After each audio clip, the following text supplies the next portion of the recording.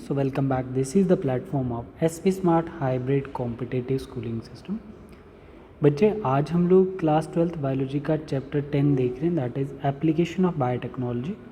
ठीक है बेटा, और इस चैप्टर का ये पार्ट 3 है और NCERT का पैराग्राफ नंबर 8 है. ठीक है, हम लोग दिन में भी क्लास में डिस्कस कर रहे थे. ठीक, क्या बता रहा है बच्चे इस पैराग्राफ में? पहले हम प्रोसेस देख लेते हैं इसका कि क्या प्रोसेस है ना. देखो बच्चे, मैं एक एक्सपेरिमेंटली आपको एक चीज़ बता देता हूँ पहले. ठीक है, क्या प्रोसेस है मैं आपको बता देता हूँ पहले बच्चे. जैसे मानो कि साइंटिस्ट ने क्या किया, यहाँ पर एक टेक्नोलॉजी यूज़ की है जिससे हम लोग पोमैटो बनाते हैं. मतलब टोमेटो और पोटैटो का क्रॉस करके हम पोमैटो बनाते हैं. वो एक हमारा सोमैटिक हाइब्रिड है. और ये प्रोसेस कौन सा है? Somatic hybridisation. तो स्पेशली यहाँ पर कौन से रिप्रोडक्टिव सेल यूज़ नहीं किए गए हैं, सोमैटिक सेल यूज़ किए गए हैं. ठीक है, अब देखना ज़रा कैसे. मान लो बच्चे ये एक प्लांट सेल है, ये एक आपके पास क्या है, ये एक आपके पास प्लांट सेल है. क्या है? प्लांट सेल है. एक यहाँ पे भी प्लांट सेल है. हम क्या कर रहे हैं बच्चे, ये स्पीशीज़ ए आ गए और ये स्पीशीज़ बी आ गई. ए में हमने टोमेटो लिया प्लांट सेल और बी में हमने पोटैटो लिया, राइट. तो सबसे पहले हम क्या कर रहे हैं बच्चे, प्लांट सेल का सेल वॉल का डाइजेशन करवा रहे हैं. इस प्लांट सेल में हम डाइजेशन सेल वॉल की करवा रहे हैं बाय यूजिंग पैक्टिनेस. हमने क्या बनाना है? पोमैटो बनाना है. समझे? पोमैटो क्यों बनाना है? क्योंकि हमें न्यूट्रिशनल वैल्यू दोनों की कम्बिनेशन में चाहिए. कौन कौन सी? पोटैटो की भी और टोमेटो की भी. ठीक, तो हम बनाएंगे पोमैटो की, एक ही में हमें दो न्यूट्रिशन मिल जाए. वो कैसे होगा? बायोटेक्नोलॉजी की एप्लीकेशन पढ़ रहे हैं ना हम. तो प्लांट सेल को हम पैक्टिनेस या सेलुलेस एंजाइम से उसकी सेल वॉल डाइजेस्ट करवाएंगे और पीछे हमारे पास नेक्ड प्रोटोप्लास्ट बनेगा. मतलब living content of the cell, उसको हम प्रोटोप्लास्ट कहते हैं. सेम यहाँ पर भी प्लांट सेल में सेम एंजाइम यूज़ करके हम क्या करेंगे, उसकी सेल वॉल डाइजेस्ट करके नेक्ड प्रोटोप्लास्ट बना लेंगे. अब इस प्रोटोप्लास्ट के बाहर सराउंडेड क्या है? Plasma membrane. सेम यहाँ पर भी प्लाज्मा मेम्ब्रेन है.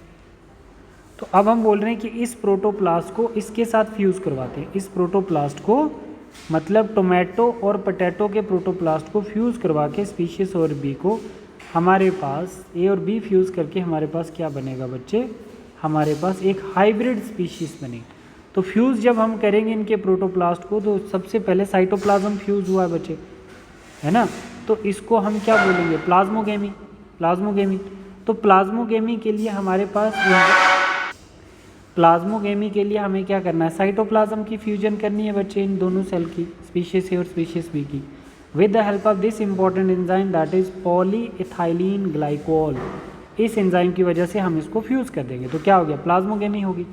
प्लाज्मोगेमी के बाद मतलब एक सेल के अंदर दो न्यूक्लियस आ गए, एक स्पीशीज बी का, एक स्पीशीज ए का. तो अब हम करेंगे न्यूक्लियर फ्यूजन, तो उसको हम क्या बोलेंगे? कैरियोगेमी. कैरियोगेमी होगी बच्चे. तो कैरियोगेमी में हमारे पास एक सेल बन जाएगा जिसको हम हाइब्रिड स्पीशीज बोलते हैं. हाइब्रिड प्रोटोप्लास्ट बन गया जिसको हम पोमैटो कहते हैं. अब इसकी हम मियोसिस करवाएंगे बच्चे और क्या हो जाएगा? Form new species of plant. नई स्पीशीज ऑफ प्लांट्स हमारे पास बन जाएंगे आगे. ठीक है बच्चे, है ना. माइटोसिस करवा के नई स्पीशीज ऑफ प्लांट बना लेंगे. तो अब क्या बन गया हमारे पास? पोमैटो बन गया, टोमेटो और पोटैटो को करके. ये क्या है? सोमैटिक हाइब्रिड बन गया हमारे पास. बट बोल रहे हैं कि not good for nutrient value. इसमें उतनी अच्छी न्यूट्रिएंट वैल्यू नहीं है, इसीलिए ये लेस कमर्शियल यूटिलाइजेशन, कम यूज़ हुआ है ये, है ना.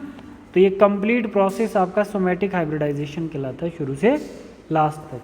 तो बच्चे इसको अब हम थोड़ा सा पढ़ लेते हैं कि ये क्या बोल रहा है. बोल रहा है कि scientist have been isolated single cell from plants. Plant से एक सेल आइसोलेट किया after digesting their cell wall, और उस सेल की सेल वॉल को डाइजेस्ट किया by using some important enzyme that is pectinase, cellulase. ठीक है, able to isolate naked protoplasm.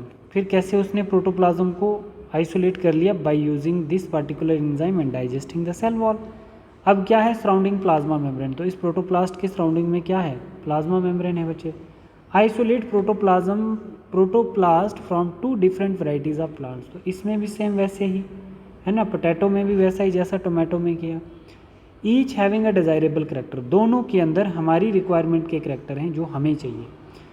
Can be fuse to get hybrid protoplast. तो इसीलिए हम इन दोनों को क्या कर रहे हैं बच्चे? फ्यूज करके एक हाइब्रिड प्रोटोप्लास्ट बना रहे हैं. क्या बना रहे हैं? एक हाइब्रिड प्रोटोप्लास्ट बना रहे हैं. ठीक है बच्चे. Which can be further grown to form new plants. ठीक है, तो इससे हम क्या बनाएंगे, एक नया प्लांट बनाएंगे। These hybrid are called somatic hybrid. तो उसको क्या बोलते हैं बच्चे, these hybrid are called somatic hybrid.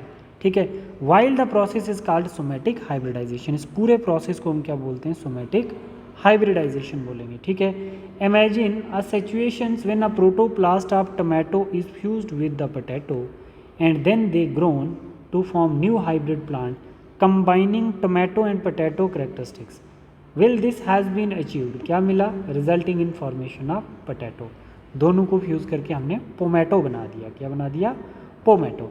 Unfortunately this plant did not have all the desirable combination.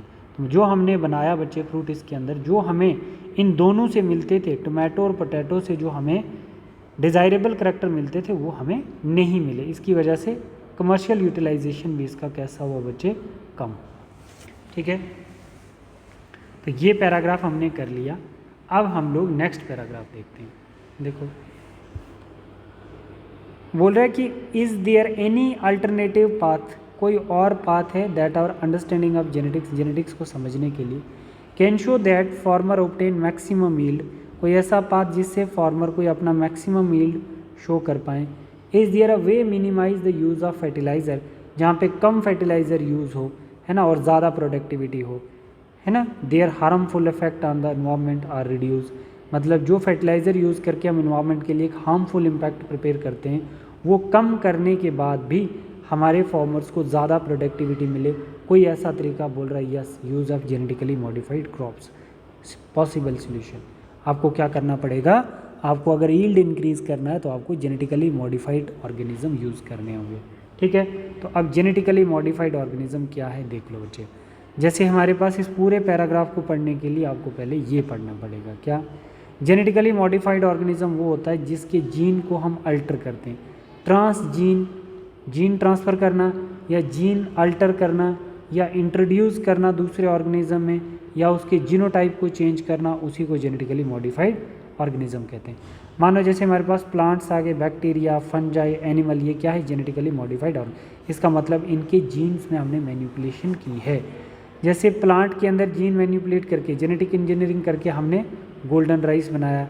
Bacteria के अंदर हमने जेनेटिक इंजीनियरिंग करके इंसुलिन प्रोड्यूस किया है। फंजाई के अंदर हमने मशरूम बनाए हैं बच्चे। एनिमल जैसे रोज़ी, काऊ, ठीक है, तो इनमें हमने क्या किया है, वो जीन इंसर्ट किया जो मदर के मिल्क में होता है।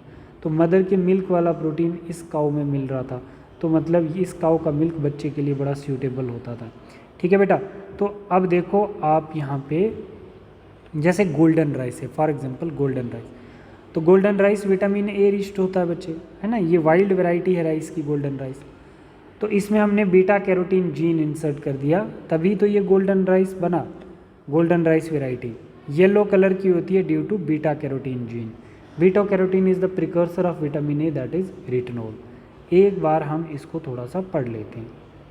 Plants, bacteria, fungi, animal whose gene have been altered by manipulation are called genetically modified organisms. GM plants have been useful in many ways. Genetically modified plant को आप बहुत सारे तरीक़ों से यूज़ कर सकते हो। पहला, made crop more tolerant to abiotic stress.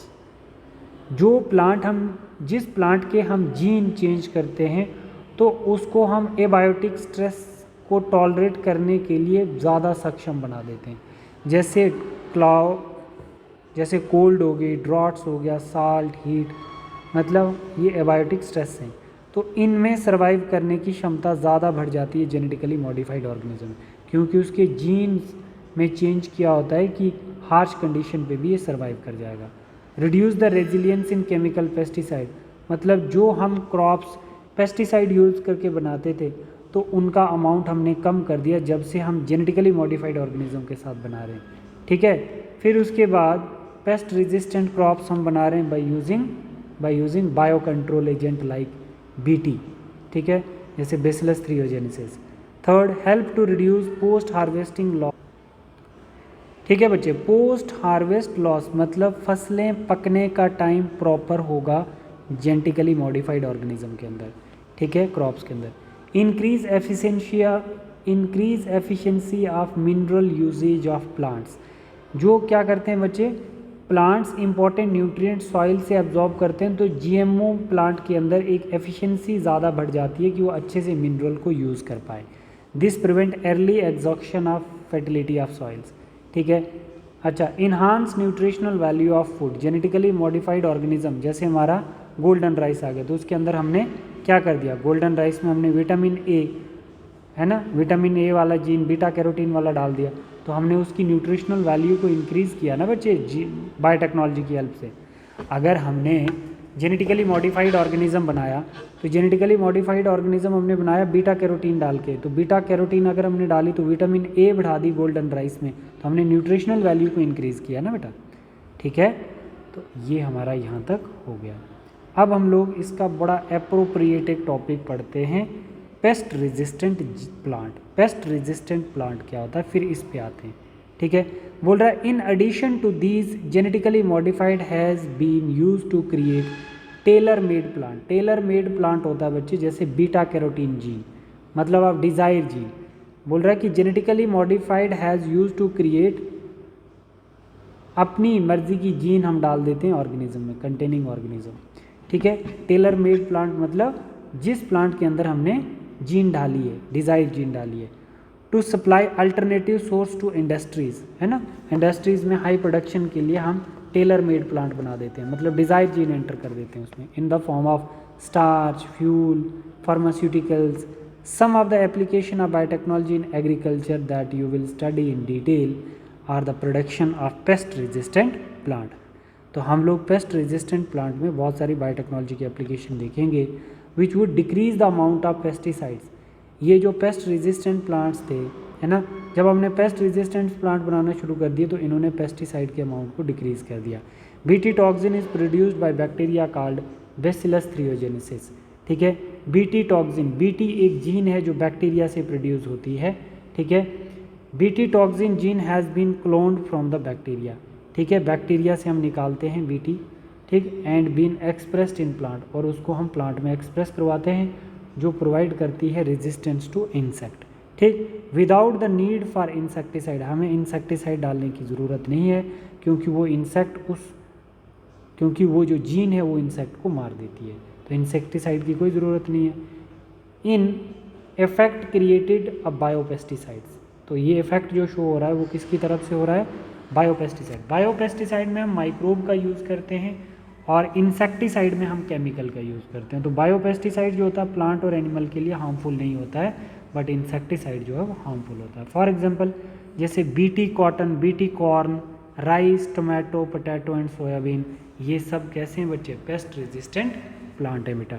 ठीक है, तो सबसे पहले हम बीटी कॉटन वाली एग्जाम्पल को समझेंगे।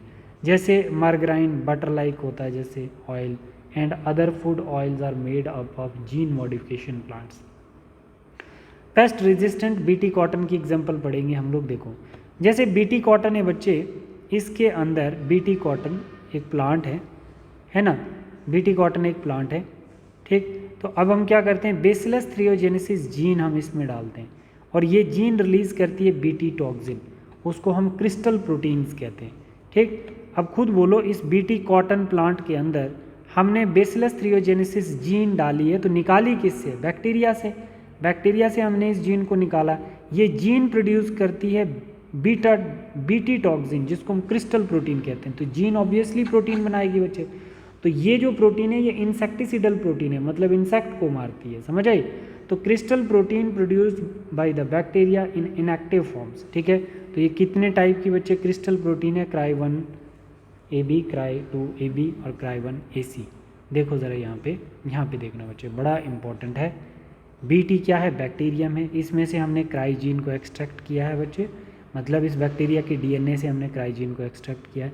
ये क्राइजीन हमारी क्रॉप रेजिस्टेंट है। क्या है, क्रॉप रेजिस्टेंस है, क्योंकि ये इंसेक्ट, वो जो इंसेक्ट क्रॉप को डिस्ट्रॉय करते हैं उनको ये मार देती है। तो हमने इस जीन को एक्सट्रैक्ट किया, तो अब हम इसको किस में डालेंगे, एग्रोबैक्टीरियम ट्यूबिफेसेंस में। जो एग्रोबैक्टीरियम ट्यूबिफेसेंस है बच्चे, ये नेचुरल इंजीनियरिंग करता है, मतलब नेचुरली डिजीज़ काज करता है, किसके अंदर, डाइकॉट प्लांट के अंदर। ठीक, तो हमने देखा कि इस एग्रोबैक्टीरियम का प्लाज्मिड निकाला, इस एग्रोबैक्टीरियम का प्लाज्मिड निकाला, ठीक, और उसमें जो डिजीज़ काज करने वाली जीन थी वो TI जीन थी, और उस टीआई जीन को हमने रिमूव कर दिया और इस प्लाज्मिड के ऊपर हमने लोड कौन सी जीन कर दी, डिज़ायर जीन, जिसको हम क्राई जीन कहते हैं, हमने वो ऐड कर दी। और ये प्लाज्मिड और क्राई जीन दोनों कैसे हो गए, रिकॉम्बिनेंट हो गए।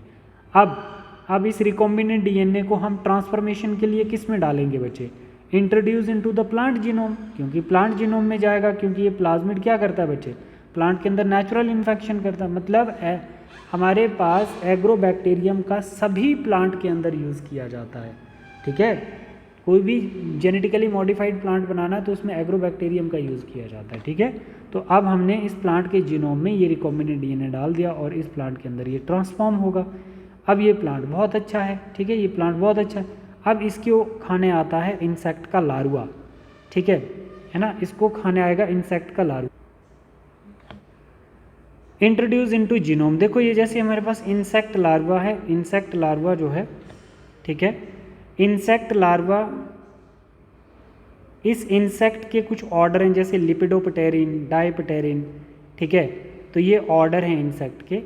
इन ऑर्डर के अंदर जितने भी इंसेक्ट आएंगे ना बच्चे, वो इस जीन से मर जाएंगे। मानो जैसे इनका कोई लार्वा इसको खा रहा है, इस प्लांट को खा रहा है, ठीक है, तो इसमें क्राई जीन चली जाएगी। जब क्राई जीन इसमें चली जाएगी तो express to produce inactive crystal proteins, ठीक, तो get activated in the gut of insect, तो इंसेक्ट की बॉडी में जाके ये क्राई प्रोटीन एक्टिवेट हो जाएगी, क्योंकि इंसेक्ट के गट में पीएच कितना होगा, एल्कलाइन होगा, और वहाँ पर ये क्राई प्रोटीन कैसी हो जाएगी, ये एक्टिव हो जाएगी, टॉक्सिक हो जाएगी। तो ये गट है इसका, इंसेक्ट का एपिथेलियल गट।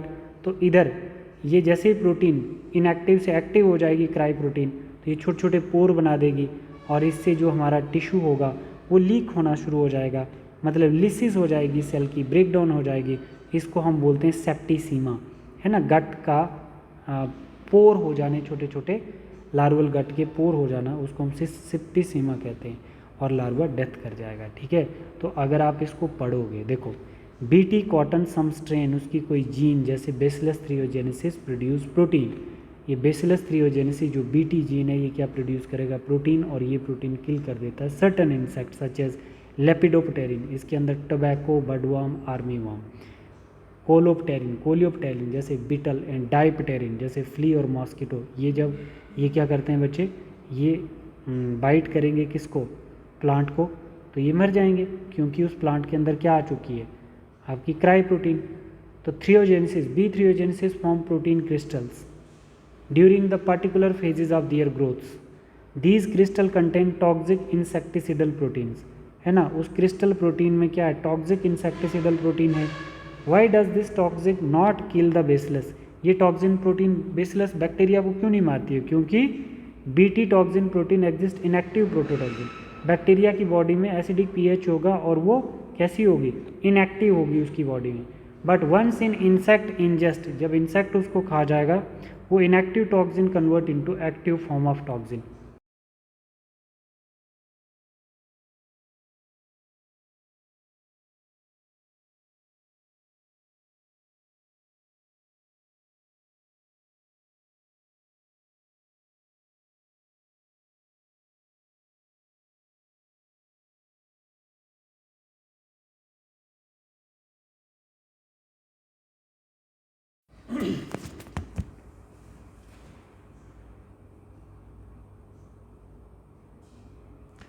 ठीक है बेटा, तो ये हमने यहाँ पर रीड किया है बच्चे, ठीक है। तो हमारे 12 पैराग्राफ हो गए। नेक्स्ट क्लास में हम लोग 13 पैराग्राफ से स्टार्ट करें। देखो जैसे 13 पैराग्राफ में भी कुछ नहीं है बच्चे, specific BT toxin gene were isolated from bacillus incorporated into the several crop plant such as cotton, ठीक है। The choice of gene depend upon the crops, कौन सी जीन आप इंसर्ट कर रहे हो, targeted pest, most toxin, insect group specific, the toxin is coded by gene, है ना। ये जो क्राई जीन है ये कितने टाइप की है, 1 2 3 टाइप की है, ठीक है। There are number of them, for example the protein encoded by gene 1 2 and 3, cotton bollworm, मतलब ये ध्यान रखना 1 और 2 ये किसको मारती है, कॉटन बोलवॉर्म को, और ये किसको, कॉर्न बेरर को, है ना। तो ये आपका कॉटन प्लांट है, ठीक है बच्चे। This is all about. Next class से हम लोग पैराग्राफ 14 स्टार्ट करेंगे, पेस्ट रेजिस्टेंट प्लांट का, और जो इन्फॉर्मेशन है वो हम लोग नेक्स्ट क्लास में डिस्कस करते हैं। Thank you, God bless you.